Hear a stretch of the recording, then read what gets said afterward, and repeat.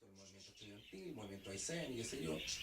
Y ahí estaba en ese punto que uno dice, bueno, los movimientos sociales pasan y van, se difuminan, dejan una borra interesante, pero es interesante eso que me dijiste tú de Camila Vallejo, ¿no es cierto? Comunista y todo con un aro acá, ¿no es cierto? Todos estos elementos estéticos que se mezclan. No, con un aro en la nariz. O en la nariz, tiene razón, mi hija tiene una nariz, de hecho, sí.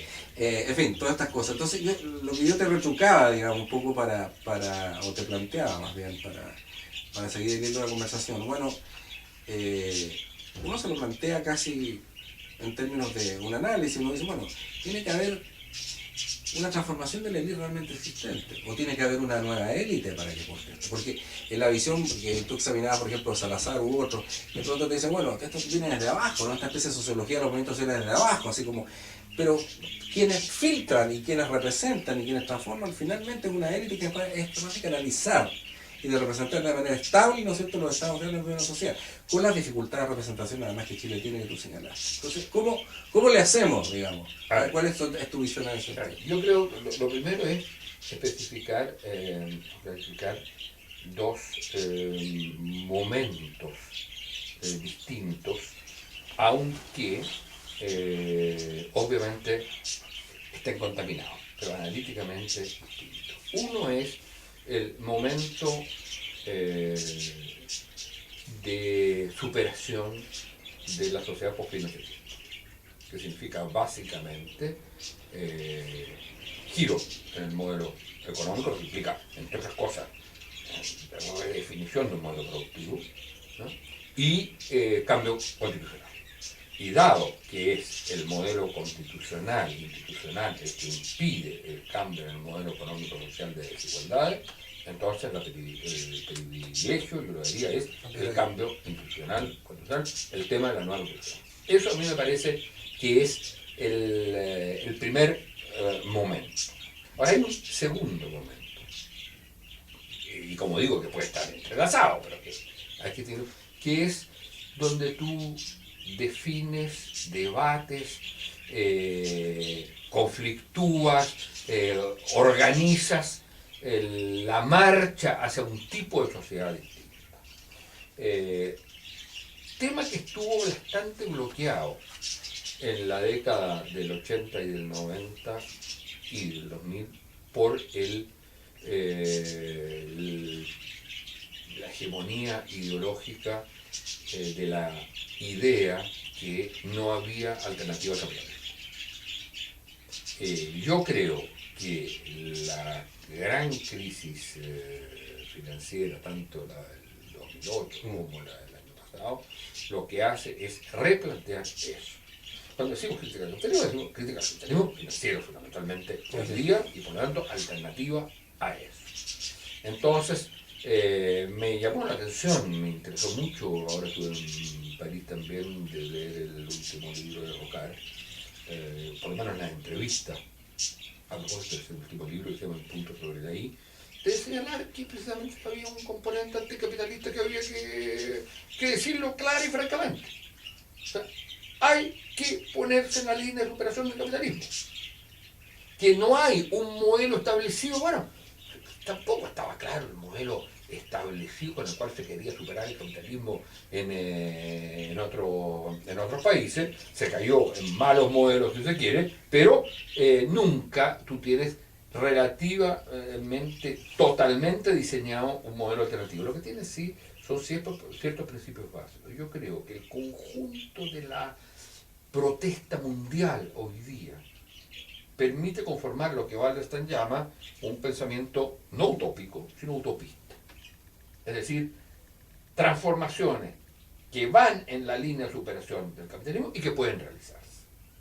Y eso es perfectamente posible. De hecho, digamos, una cosa como la tasa Tobin, que no eliminaba el capitalismo de la noche a la mañana, sí lo que hacía era reordenar las cosas de tal manera que ibas en una dirección de superación del modelo capitalista en su fórmula actual. Entonces yo creo que eso es importante a tenerlo en cuenta y obviamente ese principio tiene que llevar el principio también, llamémoslo utopista, de un modelo de desarrollo productivo a escala mundial de tipo sustentable.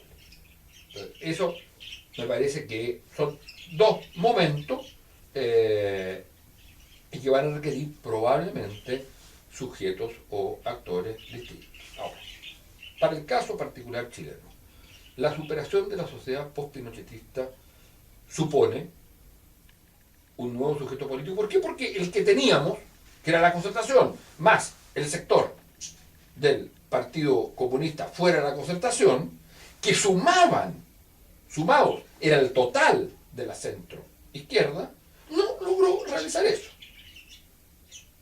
Luego se trata de constituir un actor que pueda superar eso, pero aquí hay un problema que es el segundo punto más complicado, y es que hoy día, si el Partido Comunista de la Concertación, agrégale algún otro grupo, sumaban y expresaban al conjunto de la centroizquierda, hoy día la suma de todos los partidos políticos no expresa a la mayoría sociológica del país. Eso es lo nuevo.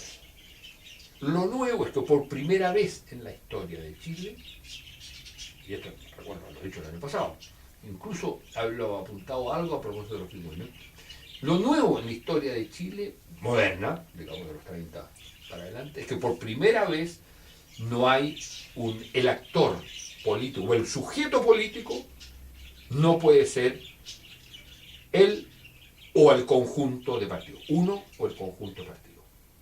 Es decir, el equivalente del Frente Popular, el equivalente de la Democracia Cristiana, el equivalente de la Unidad Popular, el equivalente de la Asamblea de la Civilidad o de la Alianza Democrática más los otros bloques que se hicieron, o el equivalente de la Concertación de Partidos por la Democracia, que es un conjunto de partidos que lleva dentro, que es partidos políticos y movimiento social en conjunto.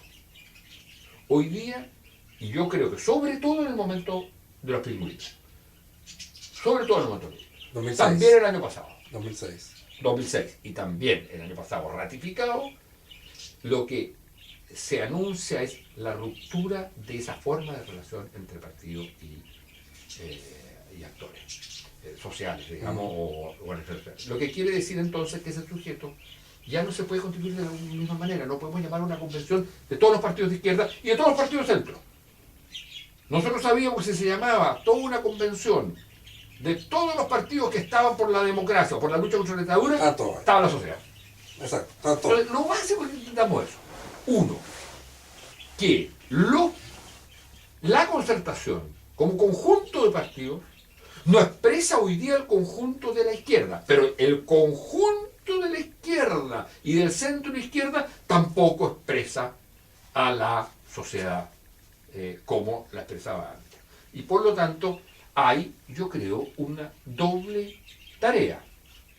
Una es la tarea, digamos, hay una tarea que uno podría decir que es una que tiene dos aspectos, que es la refundación de las relaciones entre política y sociedad. Y a eso es lo que apuntó el movimiento estudiantil del año pasado, a mi juicio. Y donde falló, a mi juicio, la crítica que yo le hago, es que no entendió que había un momento político. ¿Transaccional en ese sentido? Momento político. Ya. No solo social. No solo de la demanda y la cuestión del movimiento social. Un momento que pasa por el componente institucional, por el componente régimen político, por el conocimiento, por el componente negociación, pero que lo hacen no solo ellos, porque ellos se plantearon en un momento. Ellos van al Senado y se plantean en ese momento como actor político, de cierto modo, ya no solo social, como actor político. Le dicen, no venimos a mejorar el sistema electoral, venimos a cambiarlo. Bueno, pero hay la dimensión política que falta, la que yo te decía que en el caso de las teorías del Estado también falta. Así es. Hay la dimensión político-institucional que le faltaba al movimiento. Tanto es así ¿Me reírle mucho con Antonio? No estoy diciendo que ellos... No. A ver. Como movimiento social, te estoy diciendo. No, perdón. Es que un movimiento social no puede realizar transformaciones. No realiza las transformaciones directamente. Provoca las transformaciones. Ayuda y es un componente fundamental. Pero tú requieres la instancia política. Déjame darte darte un ejemplo. Absolutamente. Tanto es así que hubo un momento en que lo entendieron de cierta manera y le piden a los partidos políticos de la concertación que no vayan a la entrevista con el presidente, entrevista que los partidos políticos mismos habían pedido, y como primera en la historia de Chile, yo creo que 2 horas antes, el presidente del partido llaman por teléfono a la presidencia de la República y dicen no vamos a ir. ¿Y por qué? Porque el movimiento de nos pidió que no. Bueno, uno dice, en ese momento, que es todo el momento post 4 de agosto, Así es.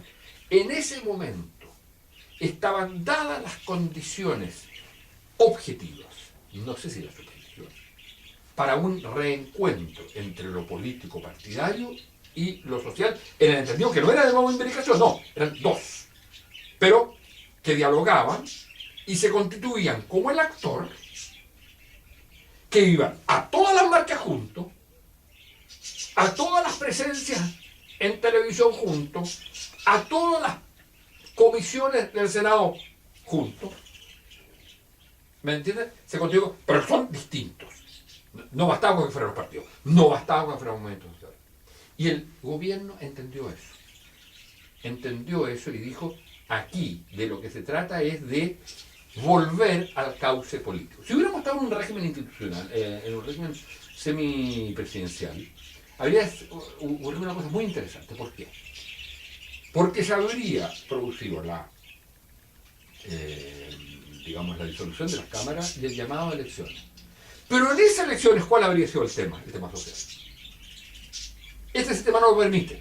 Entonces, si tú lo llevas a la política sin el movimiento social, que ya no está en la política partidaria, entonces, y sobre todo en un sistema como este, presidencial, y además con producto del sistema binominal, que significa que si tú rechazas el presupuesto, rige el que envía el presidente de la República, es decir, al presupuestarizar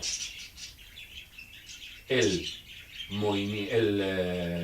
problema, el conflicto, al llevarlo al cauce institucional, porque el actor social no se juntó con el actor político, ahí ganó. Y por las razones institucionales, digamos, del sistema binominal y del sistema presidencial en la aprobación del presupuesto, se terminó con el conflicto, no digo se terminó con la demanda, pero se terminó con el conflicto social y con esa parte de la movilización anterior. Y por lo tanto, lo que yo decía era que en ese momento era posible pasar de un momento fundacional, porque vivimos un momento fundacional, a un proceso fundacional. Y no se pasó a un proceso fundacional porque lo político volvió a su cauce y lo social se quedó en el suyo. Quedó fragmentado y separado totalmente. Y no, exactamente. Y no, entonces, ahora, ¿por qué digo yo que es una crítica al movimiento estudiantil? Porque el único que podía convocar en ese momento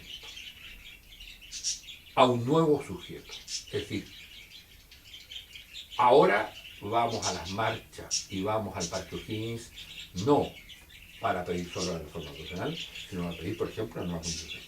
El único que podía convocar a los partidos a eso era el movimiento estudiantil, porque si convocaban los partidos no iba ni uno, y sobre todo no iban los actores sociales. El único que podía convocar. Pero en el movimiento estudiantil habían visiones distintas.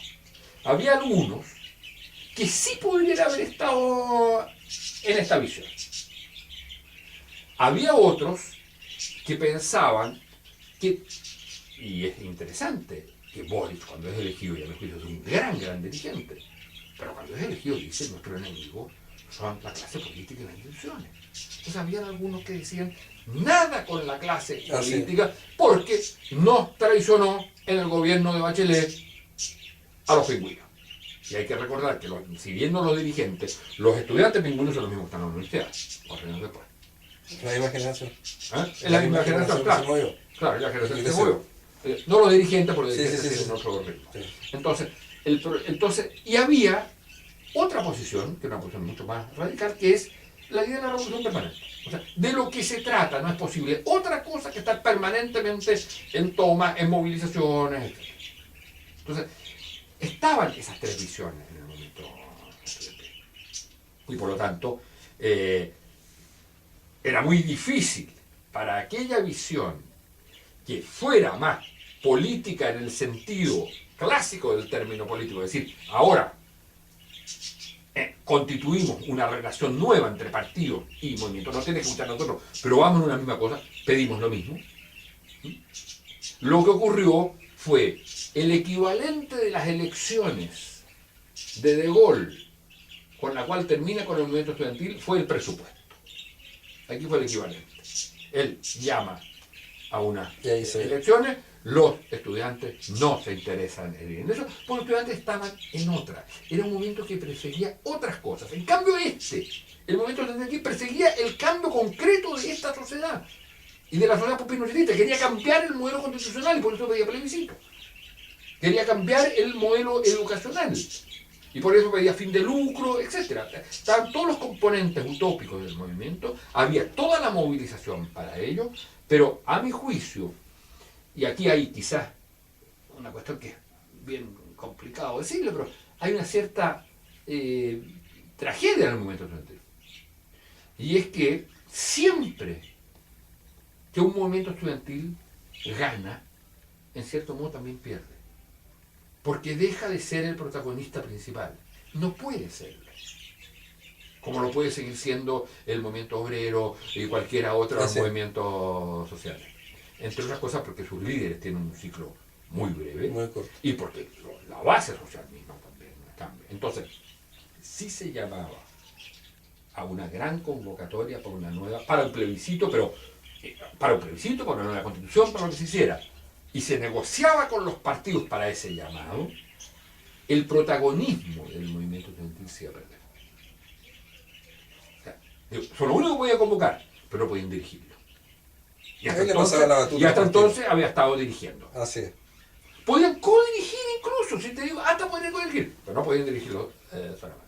Entonces, a mi juicio, ahí se produjo, pero eso dejó en evidencia entonces que había dos cosas distintas. Una el movimiento social, otra el movimiento político. Entonces, de lo que se trata, a mi juicio, el conjunto de partidos, es de constituir un sujeto político que tiene que estar formado, esa era diferente con otra época, tiene que estar conformado, uno, por partidos. Ahora la pregunta es, ¿estos partidos? Entonces inmediatamente viene la desconfianza. Es que yo creo que desde el primer momento es estos partidos. Que sean estos partidos hoy no significa que sean mañana. Eran los partidos, para poner un ejemplo, eran los partidos clásicos de la centro y de la izquierda los que llamaron para participar en el plebiscito. Pero hubo que crear un nuevo partido que salió del Partido Socialista, que fue el PPD. Y en otros casos, si tú tomas la historia de Chile, nunca ha habido, salvo el caso de la UDI, que nace como partido. En la centro izquierda los partidos siempre nacen de decisiones de los partidos. Entonces hay que generar situaciones en las cuales se pueden reconstruir los partidos. Y por lo tanto, yo diría, sí, estos partidos. ¿Cuáles? ¿Estos, los de la Concertación? No, todos. El PRO, el MAS, el MAIS, por supuesto el Partido Comunista y todos los de la Concertación. Todos. En el mismo nivel jerárquico. Después se verá cómo se reorganiza, o si la Concertación va como referente. ¿Ah? O si se hacen más referente o menos. Una vez, digamos, pero que estén todos no garantiza nada. Tienen que estar también todas las organizaciones sociales. Todas. Las que quieran plantearse como tema central, movilizamos al país, como lo hizo Chávez en Venezuela, ¿ah? Por una nueva constitución. Entonces, es más complicado porque no tienes una crisis como la que hubo, por ejemplo, en países como Venezuela, etc. Pero tienes una crisis de legitimidad, de la relación entre política y partido, entre política y sociedad. Tienes la crisis de legitimidad. Y cuando hay crisis de legitimidad, tienes que generar una nueva legitimidad y eso es refundacional. Entonces tienes que refundar ahora. Antes quizás de refundar el modelo económico social y el modelo institucional, tienes que refundar la relación entre política y sociedad. Y eso es un proceso muy complejo, que puede, por ejemplo, se puede hacer si hubiera una circunstancia tipo un plebiscito. no las hay.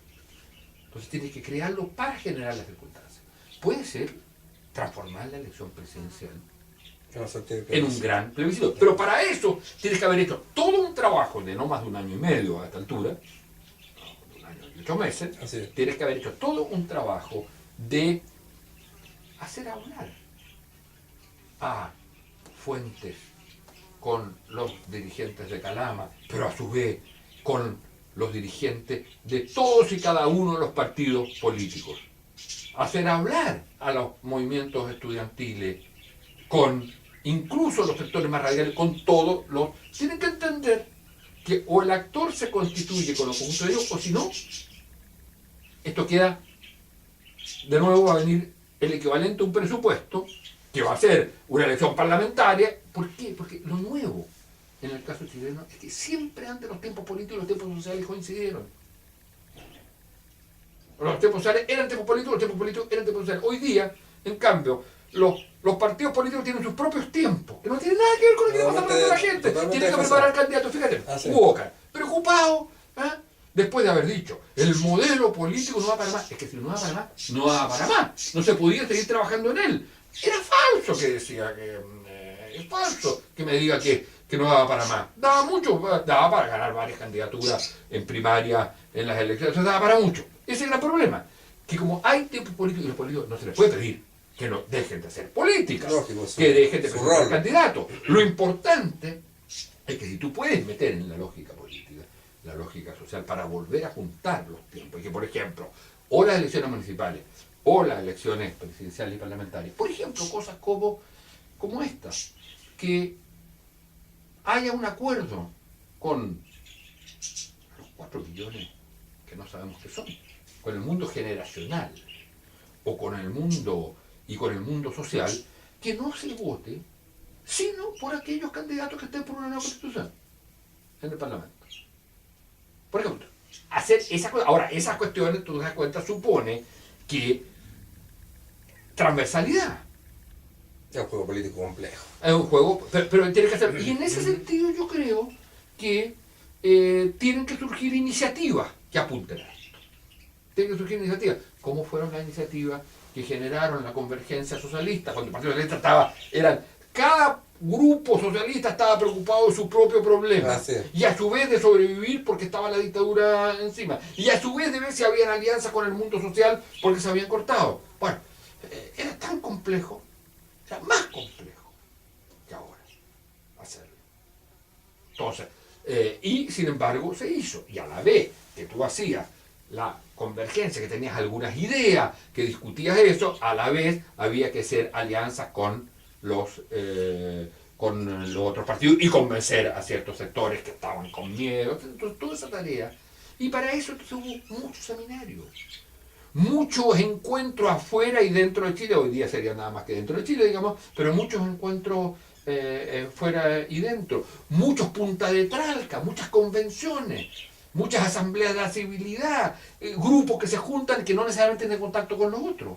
Entonces, el punto es que todo eso en un momento, que era resistencia a la dictadura y que por lo tanto era muy amplio, ¿es para qué? Se transforma en lucha para ganar un plebiscito. Entonces, lo que tú tienes que hacer es empezar a construir ese sujeto político, partiendo de los actores que tienes, generando espacios, encuentros, etcétera, y poniendo como meta un movimiento por un nuevo orden político en Chile, que es a la vez la posibilidad de un nuevo orden económico social. Muy interesante.